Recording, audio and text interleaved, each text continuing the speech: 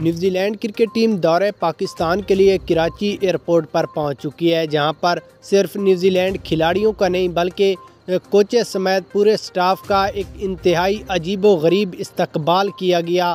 صرف یہی نہیں بلکہ پاکستانی کرکٹ شائقین نے پھولوں کی نشاور کے ساتھ ایک پرتپاک استقبال کیا۔